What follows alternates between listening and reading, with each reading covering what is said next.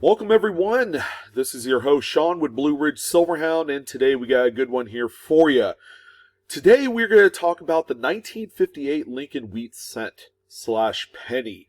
And this, as you guys know, is the final year of the wheat-backed design for what has been one of the most widely collected coins in coin collecting history, for the most part, U.S. coins. So these coins here were produced heavily. In total, there was over 1 billion 1958 Lincoln Wheat pennies produced by both the Philadelphia and the Denver mints, respectively. And we are going to talk about it. Most importantly, this is a coin that probably you have come across in change at some point, or perhaps, if you're an avid coin roll hunter, the 1958 date is one of the most common coins that you'll pull out of your change or out of them rolls. And I'm happy to say there's a few things that this coin has going for it that you need to know about. All right, not just about the coin itself and the grade and all that, but all the other intangibles. We're going to get right into it. You never know. You might have a really valuable and rare pocket change piece. You just don't know about it. Why spend the next $100 coin or $1,000 coin when you can learn all about it here on Blue Ridge Silverhound? So with that being said, this is your first time here. Welcome. Like, share, subscribe. Go ahead and hit that bell for instant notifications if you enjoyed today's video and you want more of it. Like a Pringles chip, you can't stop at just one, right? We have a lot of binge watchers on the channel, so why can't you be one of them? Anyways, we're going to jump into the first coin. And the 1958 P Lincoln Cent, we're going to be talking about both business strikes. Okay, there is a 1958 proof strike, which will not come up in the conversation except for when I'm talking about it right this second, because those were produced and made for the collectibles market. All right, those were sold direct from the U.S. Mint. The 1958 P, as you can see, and I got my mouse pointer for you guys to kind of draw your attention to a certain point or area on the coin that's important. Okay, usually on these coins, the mint mark will be right under the date, but for the longest time, Philadelphia minted examples exhibit no mint marks whatsoever, so you're not going to see a physical letter P on these coins. So this one right here is the Philadelphia struck coin. It's the lowest minted coin out of the two, albeit there's still a lot of them out there. 252,525,000 total pieces were made by the Philadelphia Mint facility. Quite a bit, but pales into comparison to the Denver minted cousin, which we will talk about here in a moment. Now, the coin on its face, if you found one of these in change and, it's brown, it's circulated, there's not much to it, then it has a minimum value of about 4 to 5 cents. Okay, so it's worth 5 times face. You can't retire off of it. But that is the absolute minimum that the coin will be worth. It'll be worth a nickel. Now, when you come across a coin that you see, like what you have on screen here, it's nice, freshly minted, looks like it just came out of the mint yesterday, then we're going to be talking about coins that are going to be worth a lot of money. Now, the example that you see here is a 58P. It's a PCGS Mint State 67 Plus full red. That's what you see here on this slab designation. Now, we have these third-party graders, okay? NGC, PCGS, which is, they're usually the bell cow when it comes to grading, along with a few others. Annex and ICG also come to mind. So what people do is they go and they take the highest graded raw specimens. That means they're not graded yet. They send it off to these companies. They pay the money.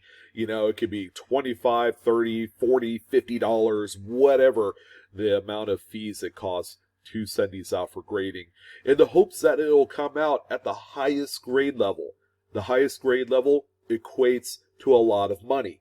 So for the 58P Lincoln Cent that you see here, okay, keep in mind, grading does cost money. It costs a lot of money. Usually, you can't send one coin expecting for it to come back at the grade level that you expect. All right? Grading is a very subjective thing. So, your opinion and my opinion and the grader's opinion are going to be three different opinions. So you want to make sure that if you wanted to submit these coins, that not only do you submit the highest graded specimens out of your group, but you submit multiple examples. Okay, that's why people go through what they call brilliant uncirculated rolls. Okay, they buy full BU rolls in the secondary market. They go through them, they cherry pick the nicest examples, and then they go ahead and send it off to the graders. Now, for the 58 Philadelphia, the highest assigned grade value is a mid-state 67 plus full red. Okay, that's pretty nice. The highest grade is 70 when it comes to coin grading. The highest recorded sale is going to be $9,000. For this one example that you see on screen, it's a mid-state 67 plus full red. It was graded by PCGS, and it sold October 24th of 2019. All right, so that is the most extreme example. There aren't a whole lot of these coins in existence. At the highest grade, there are only 4 that have been assigned that 67 plus full red. All right, so the second business strike coin is going to be the 1958D. Now, as you can see, there is an actual physical D mint mark, okay? That means your coin was minted in Denver. Now, the coin that you see on screen is a really nice high-grade example, but the Denver mint mark coin, there were tons of these that were produced. Like I had mentioned, there is over 3 times as many produced for Denver as there was for Philadelphia. 800,953,300 total pieces were produced by the Denver Mint facility. Now, if you're looking to get into grading and you see the coin that you see on screen here as being a subject coin for what could be a future grading submission possibility, then this might be for you. Okay, so we got the 1958D Lincoln Wheat Cent. As always, guys, grading costs money. All right, each submission, don't be surprised you spend $200, $300, $400 submitting a number of coins to PCGS. It's not a cheap service, but the rewards are high. Keep that in mind. But you also have to have that discerning eye for perfection, for quality. You want to make sure your coins are spot free as you submit these to the graders. So much like the Philadelphia minted coin that we saw previously, the highest assigned grade is mid-state 67 plus full red. Think of the plus designation as being a 67.5. So it's a half a point grade higher. So it's like right in the middle between 67 and 68. There are no mid-state 68s in existence. As a matter of fact, at this grade level, the 67 plus, there are 21 examples at that assigned grade. So the highest recorded sale is $3,360. It's a PCGS mid-state 67 plus full red, and it sold January 14th, 2019 through Heritage Auctions. So as far as the Philadelphia and Denver Mint coins go, that pretty much sums up, high grade collecting, all right, which is a popular thing these days. You have these registry set participants that pay all the money in the world for the top grade specimens. Now, there is one known variety, okay? This is a huge, huge asterisk. This is not going to be a coin that comes easily out there with enough searching, and that's the 1958 Double Die Obverse. I've talked about this coin on a previous video, probably about 3 years ago. But as you can see, take a look at the obverse of the coin. Okay, you have extreme doubling on Liberty and in the motto, "In God We Trust." This is a coin that has been quite the white whale for the longest time. A lot of people know about it because of all the press it's received, especially on YouTube. Not only myself, but a lot of my counterparts are talking about this coin.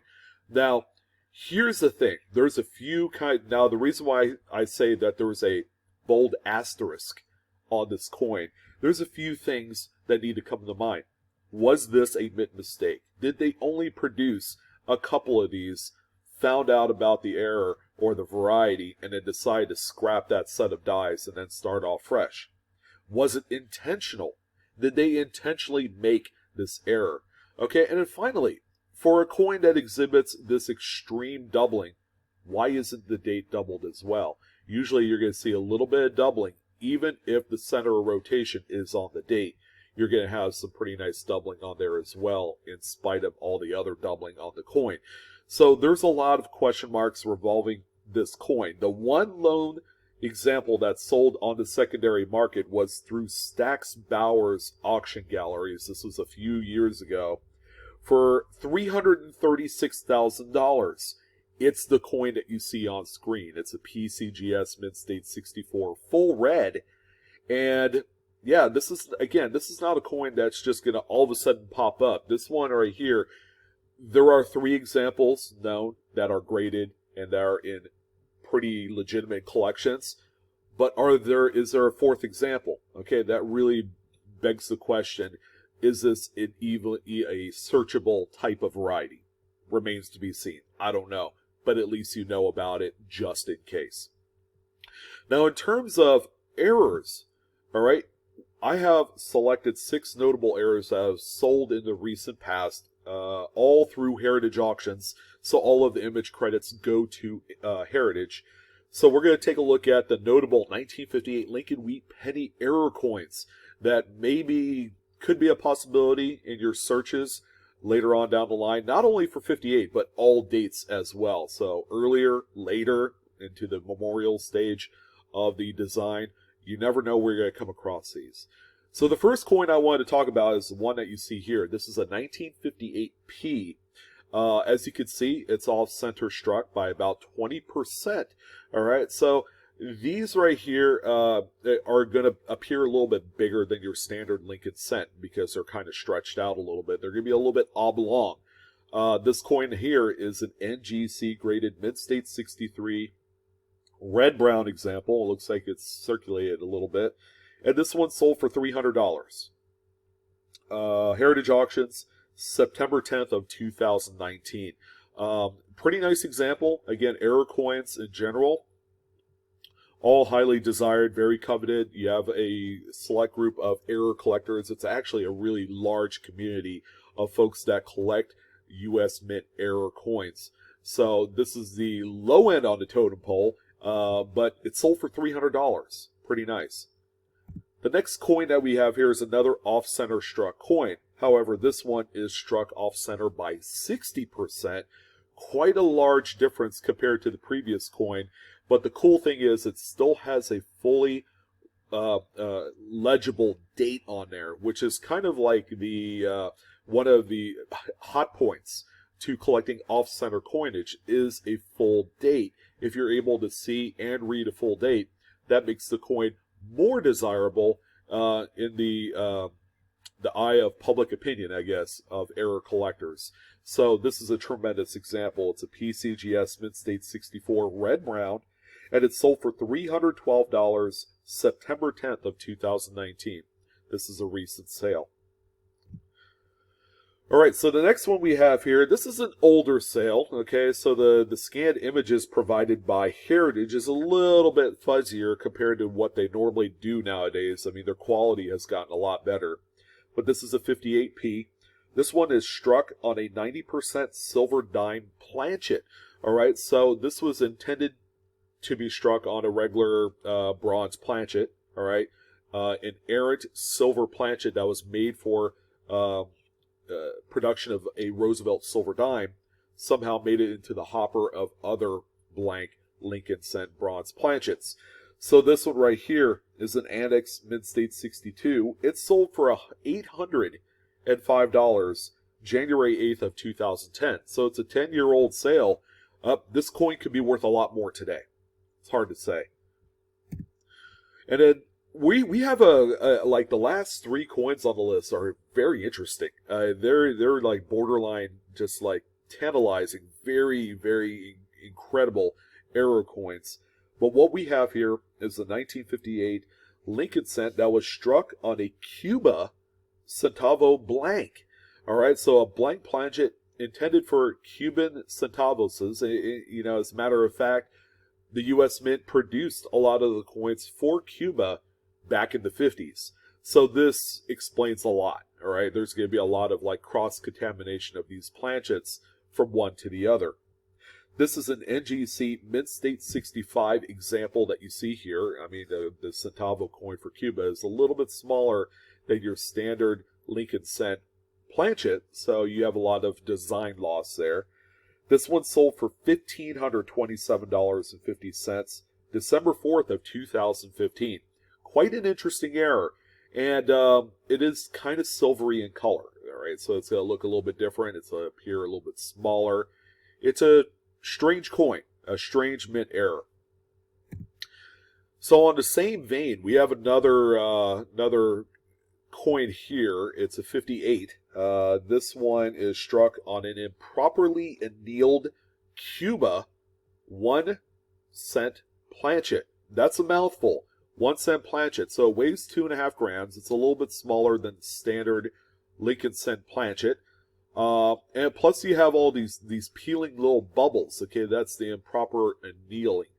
So this coin has quite a bit of extra copper on the surface. This was exposed to heat a lot longer, and that's why you have the copper ions stuck to the surface of this coin. And it's not sticky enough, okay? It's kind of flaky on there. This is an NGC graded Mint State 63 full red example, and it sold for $1,740, December 7th of 2019. Another recent sale, couple months old. And then finally, we are going to end it off on this bad boy. This is an incredible coin.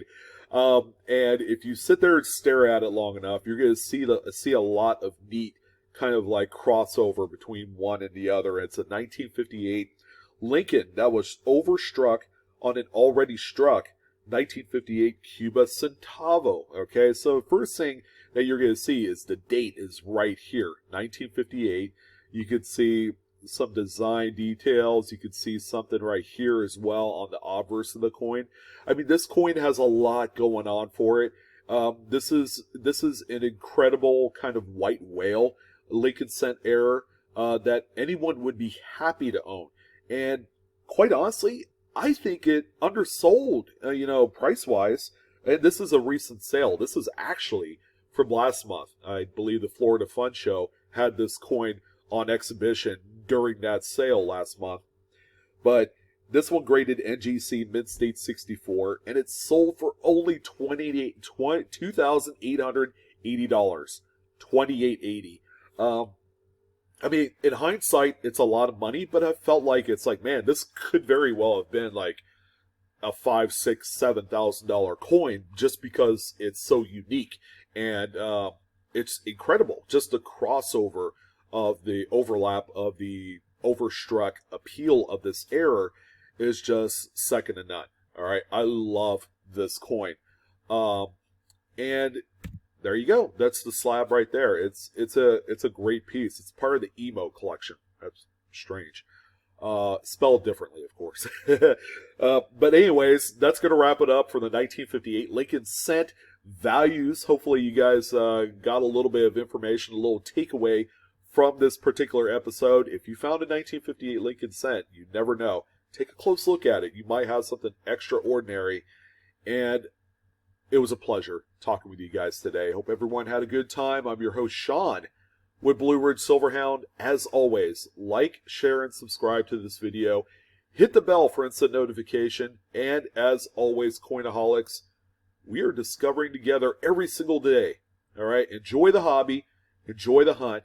And I will see you next time. Take care.